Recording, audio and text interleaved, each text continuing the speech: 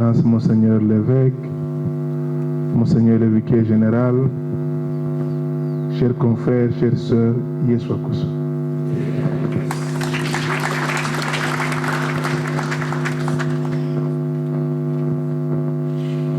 C'est un grand plaisir et un honneur que de me tenir ici devant vous pour prier ensemble et remercier au nom de mes collègues, de mes frères de Bukavu, Monseigneur l'évêque de nous avoir accueillis ici. Et je lui ai présenté les salutations de son Excellence Monseigneur l'archevêque de Bukavu et de tous les collègues qui aimeraient venir ici aujourd'hui, mais pour nous les jours étaient un peu difficiles. Pourquoi? Parce que chez nous aujourd'hui samedi, il y a les travaux communautaires et après 8 heures, aucun oiseau ne passe dehors. La récompense au récalcitrant est connue. Alors ceux qui habitent un peu l'intérieur n'ont pas pu traverser avec nous, mais nous sommes venus avec une délégation. Nous sommes 8 prêtres, 13 religieuses, une maman de la radio Maria de Bukavu, parce que pour nous, elle vous a un peu dérangé, peut-être pour prendre une image à présenter à la communauté diocésaine, et une collègue de la dynamique Femmes et Pères de Bukavu, au nom de toutes les femmes qui auraient souhaité se joindre à vous, mais c'était une récollection spécifiquement dédiée au consacré. Monseigneur l'évêque, en toute sincérité, quand on voit des personnes de Bukavu traverser pour venir ici en cette période, les gens posent beaucoup de questions. Est-ce qu'ils sont malades? Est-ce qu'ils sont fous? Est-ce qu'ils sont inspirés? Et pour nous, traverser cette Ruzizi, monter ici, c'est vraiment aller à la rencontre de ces signes qui nous rassemblent ici et au nom duquel nous nous sommes tous fait consacrer. Et vous voyez que quand il fait soleil à Bukavu, il fait soleil à Tchangougou. Quand il pleut à Bukavu, il pleut ici. Nous avons donc un destin commun.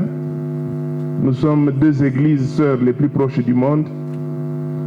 Nous partageons, comme j'aime bien le dire, les mêmes sambazas. Et nous partageons aussi la même foi.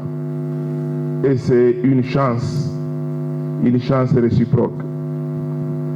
Monseigneur l'évêque a parlé du dépouillement, il a parlé du silence, il a parlé de la dictature du bruit, il a parlé des signes comme Jean-Baptiste et de son style de vie. Je crois que autant d'éléments qui nous interpellent pour améliorer notre vivre ensemble et notre cohésion sociale. Nous sommes convaincus que nous, comme chrétiens, comme consacrés, notre comportement, notre message peut être un évangile vivant pour nos compatriotes qui vivent dans cette sous-région des Grands Lacs. Et parmi la délégation de Bukavu, figurez-vous, qui est venu ce matin, il y a un prêtre d'Ouvira parmi nous. Donc, un prêtre d'Ouvira, c'est pour marquer qu'au-delà de tout ce qu'on peut dire, il y a cette volonté de vivre ensemble, de chercher la paix et de vivre comme la paix le veut. Je nous confie à vos prières, je nous confie, Monseigneur, à votre sollicitude. Je transmettrai à Monseigneur l'archevêque cette volonté de vous voir partager notre retraite de carême ensemble, cette volonté de venir. De toute façon, chaque jour nous traversons. Que nous le voulions ou pas, parfois ce sont les eaux du lac qui traversent quand nous dormons. C'est la météo qui traverse quand nous ne sommes pas là. Nous sommes là et nous avons l'obligation d'être ensemble dans la paix. Je vous remercie pour l'accueil. Je remercie beaucoup les collègues, M. l'abbé Ombeni, la maison qui nous a accueillis et tous les chrétiens de la commission diocésaine justice et paix d'ici et tous les collègues, à Monseigneur l'évêque et à tous les prêtres.